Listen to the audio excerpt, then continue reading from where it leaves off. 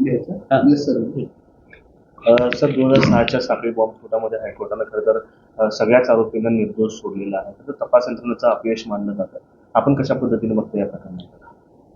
सदरचं प्रकरण हे मी मुंबई सत्र न्यायालयात चालवलं नव्हतं किंवा मुंबई उच्च न्यायालयात देखील चालवलं नव्हतं.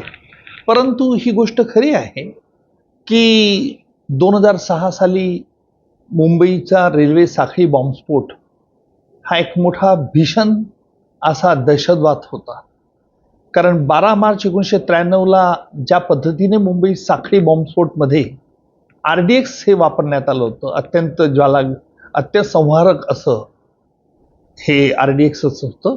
आणि अशाच प्रकारचं RDX या मुंबईच्या साखळी रेल्वे बॉम्बस्फोटात वापरण्यात आलं होतं. सकृतदर्शनी असं दिसतंय की या संपूर्ण खटल्यात म्हणजे मुंबई सत्र न्यायालयात पोलीस अधिकाऱ्यांपुढे जे आरोपींनी कबुली जबाब दिले होते, ह्या कबुली जबाबाच्या आधारावरती मुंबईच्या सत्र न्यायालयाने त्यांना शिक्षा ठोठावली होती. अर्थात हे कबुली जबाब पोटा कायद्याखाली नोंदवण्यात आलेले होते आणि हे कबुली जबाब आणि इतर काही तत्सम जो पुरावा होता, वैज्ञानिक पुरावा, यावरती मुंबई उच्च न्यायालयाने ते अस्वीकार्य मानलं आणि ते विश्वास त्याच्यावरती ठेवता येणार नाही इतकं ऑब्झर्वेशन मुंबई उच्च न्यायालयाने केलेलं आहे. अर्थात मुंबई उच्च न्यायालयाचा पूर्ण निकालपत्राचा अभ्यास करावा लागेल. पण एक गोष्ट मात्र खरी आहे की सरकारला देखील सर्वोच्च न्यायालयात त्वरित अपील करून ह्या निकालाच्या विरुद्ध स्टे मागावा लागेल. कारण मुंबईच्या साखळी बॉम्बस्फोटामध्ये अनेक निरपराध लोक ठार झाले होते.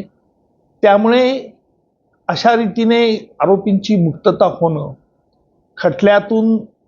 त्याच्यामुळे खटल्यातील पुराव्यावरती विश्वास न ठेवणं न्यायालयाने, माझ्या मते ह्या गंभीर गोष्ट आहेत. याकरता शासनाला देखील हे निकालपत्राचं अवलोकन करून त्वरित सर्वोच्च न्यायालयात अपील दाखल करावं लागेल. तर काय पर्याय त्याच्या माध्यमातून जे खरे दोषी आहेत त्यांच्यापर्यंत शिक्षा होईल? असं आहे की ज्या पुराव्याच्या आधारावर मुंबईचं सत्र न्यायालय शिक्षा ठोठावतं, तेच पुरावे जर उच्च न्यायालयात टिकत नसतील तर चूक कोणाची आहे? कायद्याचं विश्लेषण करण्यात चूक झाली का तपास यंत्रणेने चुकीचा पुरावा गोळा केला होता?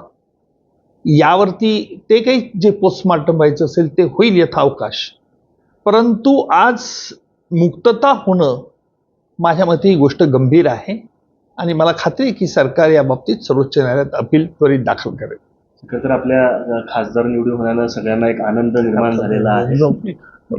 ते खासदारचं कुठे येत आहे?